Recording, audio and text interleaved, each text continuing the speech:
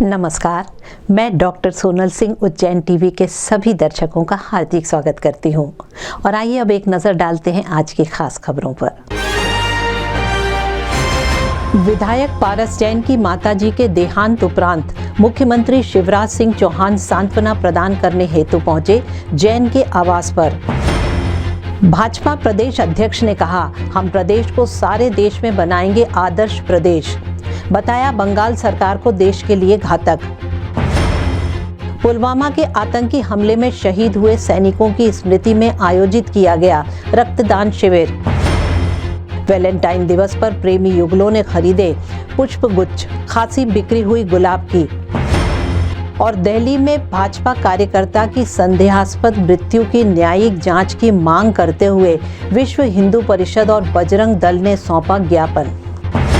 मुख्यमंत्री शिवराज सिंह चौहान ने मातृ शोक होने पर विधायक पारस जैन के निवास पर पहुंचकर श्रद्धा सुमन अर्पित किए।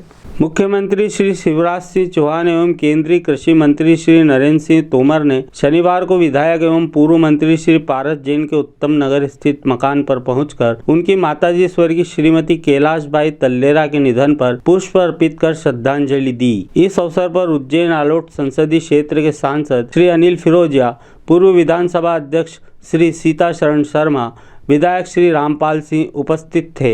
मुख्यमंत्री एवं श्री तोमर ने विधायक श्री पारस जैन के छोटे भाई श्री विमल जैन का भी हालचाल जाना। मुख्यमंत्री एवं कृषि मंत्री ने कहा कि विधायक श्री पारस जैन के परिजन उनके छोटे भाई की बीमारी के दौरान अच्छी सेवा कर रहे हैं। भाजपा प्रदेश अध्यक्ष वी.डी. शर्मा ने प्रेस वार्ता में कहा कि भाजपा का संकल्प है कि हम प्रदेश को देश का रोल मॉडल बनाएंगे।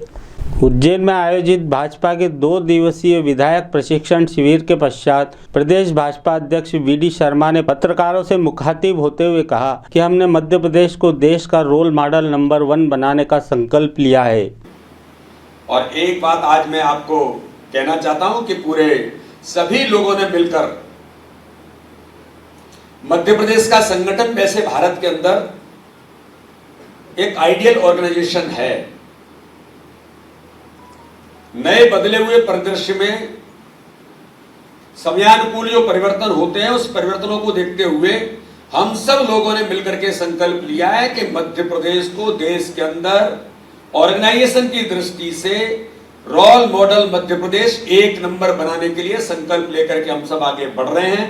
और इस वर्ग के अंदर भी हमने इस दिशा में कई प्रकार की चर्चाओं के साथ कि मध्य प्रदेश देश का 1 नंबर राज्य, एक रोल मॉडल राज्य बनेगा, उसके कई प्रकार के पैमानों पर भी हमने चर्चाएं की हैं कि मध्य प्रदेश को इस दिशा में आगे ले जाने का एक role model Madhya Pradesh 1 number बनेगा। ये संकल्प हमारे सभी सम्मानीय विधायक और हमारे सभी पदाधिकारियों ने मिलकर के लिया है। इस दिशा में हम आगे बढ़ेंगे। वहीं उन्होंने बंगाल की राजनीति पर कहा, वहाँ देश विरोधी ताकतें कार्य कर रही हैं। हम नहीं ला रहे, देखो हम नहीं ला रहे, ये उन लोगों का समस्या है कि जिनका विश्वास उन दलों से टूट गया। पश्चिम बंगाल के अंदर पूरा देश विरोधी ताकतें वहां काम कर रही हैं।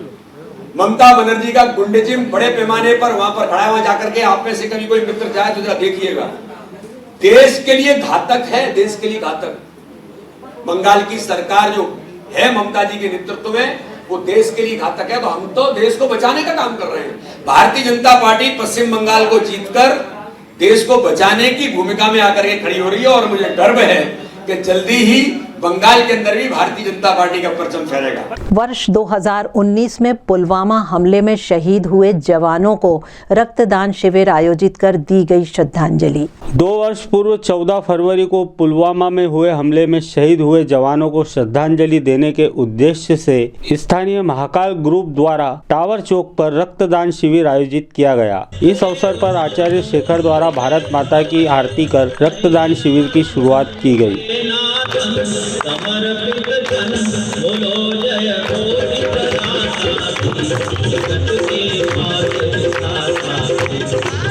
आज 14 फरवरी 2021 को महाकाल की नगरी में इस टावर चौक पर रक्तदान का एक जो महादान बताया सबकी रक्षा करने के लिए श्री राजेश जारवाल जी और महावीर ललावत जी के सानिध्य में कार्यक्रम हुआ है। और 14 फरवरी 2019 को हमारे राष्ट्र के जवान जो सीमा से हमारी रक्षा करते, सीमा पर आतंकियों से, उनकी जान आज के दिन पुलवामा में ले ली थी। उस के शोक में हम लोग सभी, उनके परिवार वालों को भी, उन जो लोगों ने जान दी अपने देश की रक्षा के लिए, राष्ट्र रक्षा के लिए, उनको हम श्रद्धांजलि अर्पित की है। संगठन के महावीर ललावत ने बताया कि सतत 2 वर्षों से यह श्रद्धांजलि कार्यक्रम आयोजित किया जा रहा है। आयोजित रक्तदान शिविर में कई युवाओं पुरुषों ने रक्तदान किया। महाकाल ग्रुप द्वारा कार्यक्रम किया गया है, पिछले साल भी किया गया था। और 2019 में जो पुलवामा में जो हमला हुआ था, जो हमारे 45 जवान शहीद हुए थे, उसको उसमें हमने भारत माता की आरती और ब्लड डोनेट का कार्यक्रम किया गया है और श्रद्धांजलि का कार्यक्रम किया गया है। वैलेंटाइन डे पर बाजार में रेड रोज खरीदते देखे गए युवक युवतियां, जमकर हुई खरीदारी। संत वैलेंटाइन जो प्यार का समर्थन करने के अपराध में दंड के पात्र बने थे, उन्हीं की स्मृति में सारे विश्व में वैलेंटाइंस डे मनाया जाता है। इस दिन प्रेम आकांक्षी युवक युवती अपने प्रेम पात्र के समक्ष परिणय प्रस्ताव रखते हैं। इस प्रणय दिवस के अवसर पर शहर में कई जगह गुलाब गुच्छ खरीदते हुए कई युवक युवतियां देखे गए। इस अवसर पर एक गुलाब विक्रेता ने बताया, वैलेंटाइन होता है उसको रोज दिया जाता है, लिलियम दिया जाता है, रजनीगंधा भी देते हैं लोग, ऑर्किड का फ्लावर आता है, बहुत सारी वेराइटी होती है, बर्ड्स ऑफ पैराडाइज होती है। उत्साह, उमंग और प्रकृति के वैभव के आगमन का त्योहार है वसंत पंचमी। भीषण सर्दी की विदाई का असर जिस त्योहार से मिलने लगता है वह है वसंत पंचमी। वसंत पंचमी से मौसम समशीतोष्ण होने लगता है, प्रकृति में निखार आने लगता है, पुराने पत्ते झड़ने लगते हैं और नए पत्तों का वस्त्र वृक्ष धारण करने लगते हैं।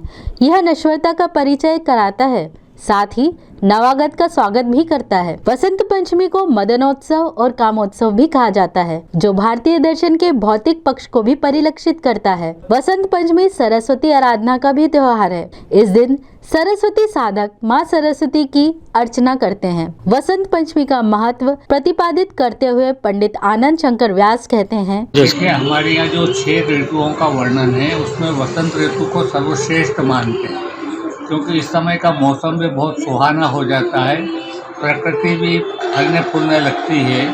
असल में ये सारा वसंतोत्सव का जो समय है, वसंत पंचमी से लेकर के ठेठ होली तक ये वसंतोत्सव ही एक तरह से चलता है। वसंत के पूर्व जो पतझड़ होता है, पत्तियां झड़ जाती है और नए का आगमन की सूचना हमको प्रकृति देने लगती है कि कुछ नया आ रहा है, बदलाव आ रहा है। तो उस समय प्रकृति में वृक्ष पौधे अंकुरित होने लगते हैं, पल्लवित होने लगते हैं, फिर पुष्पित होने लगते हैं, फिर फलित होने लगते हैं और ऐसे सब प्रकृति का आनंद देख कर के हमारे पशु पक्षी की भी चहचहाट बढ़ जाती है।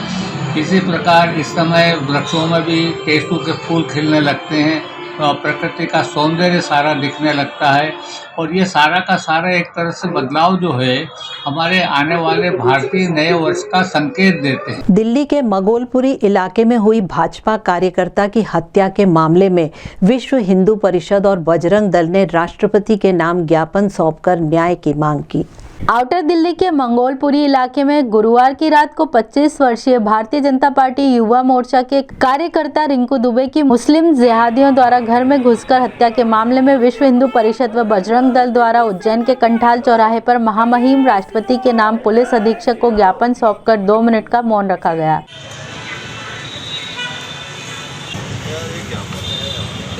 ज्ञापन के माध्यम से हमलावरों पर जल्द से जल्द कार्रवाई करने की मांग की गई। रिंकू दुबे के भाई मन्नू ने आरोप लगाया था कि राम मंदिर के निर्माण के लिए चंदा एकत्र करने के अभियान में सक्रिय रहने के चलते रिंकू की हत्या की गई। इस बीच हत्याकांड को लेकर पुलिस ने किसी भी सांप्रदायिक एंगल से इनकार किया। अभी कुछ दिन पूर्व रिंकू शर्मा की जो मंगरौली में जो हत्या की गई है, उसको लेकर बजरंग दल द्वारा पूरे देश भर में आज 14 फरवरी के दिन ज्ञापन का एक कार्यक्रम रखा गया और श्रद्धांजलि का कार्यक्रम रखा गया था।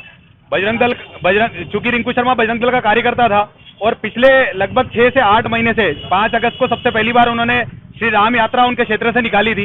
जब से उन्होंने यात्रा निकाली तब से वहां पर जो रहने वाले जिहादी है उनके द्वारा उसको लगातार धमकी दी जा रही थी।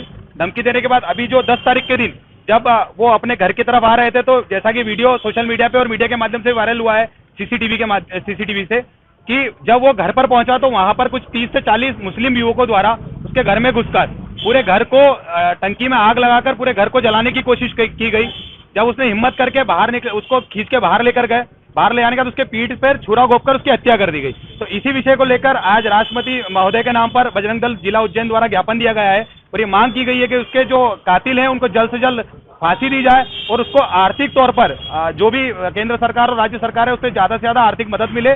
और ये मांग की गई है कि उसके जो छोटे भाई है मनु शर्मा, उसको सरकारी नौकरी दी जाए। क्षिप्रा नदी स्थित सुनहरी घाट पर वृद्ध का शव बरामद हुआ।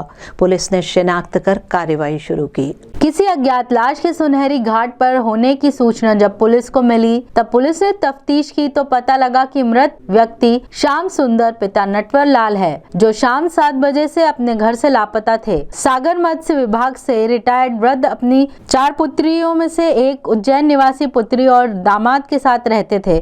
पुलिस ने शव जब्त कर पोस्टमार्टम कराया। आज सुबह करीबन 7:30 के बीच में सुंदरी घाट पे अज्ञात व्यक्ति उम्र करीबन 75-80 के बीच में लाश मिली थी, जिसको अस्पताल लेके आया, जहां पर मृतक के ससुर, मृतक के दामाद अजय माहेश्वरी पिता राधेश्याम माहेश्वरी ने शिनाख्त की अपने ससुर श्याम सुंदर शाह पिता नरवर शाह निवासी निजातपुरा।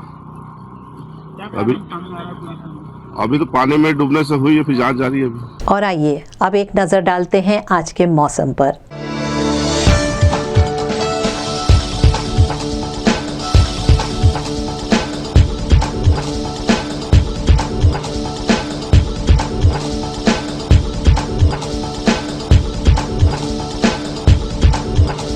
अंत में शहर के प्रमुख समाचार एक बार फिर। विधायक पारस जैन की माताजी के देहांत उपरांत मुख्यमंत्री शिवराज सिंह चौहान सांत्वना प्रदान करने हेतु पहुंचे जैन के आवास पर। भाजपा प्रदेश अध्यक्ष ने कहा, हम प्रदेश को सारे देश में बनाएंगे आदर्श प्रदेश। बताया बंगाल सरकार को देश के लिए घातक। पुलवामा के आतंकी हमले में शहीद हुए सैनिकों की स्मृति में आयोजित किया गया रक्तदान शिविर। वैलेंटाइन दिवस पर प्रेमी युगलों ने खरीदे पुष्प गुच्छ, खासी बिक्री हुई गुलाब की। और दिल्ली में भाजपा कार्यकर्ता की संदेहास्पद मृत्यु की न्यायिक जांच की मांग करते हुए विश्व हिंदू परिषद और बजरंग दल ने सौंपा ज्ञापन। तो ये थे शहर के प्रमुख समाचार। ताज़ा जानकारी के लिए देखते रहिए उज्जैन टीवी और चैनल को लाइक और सब्सक्राइब अवश्य करें। नमस्कार।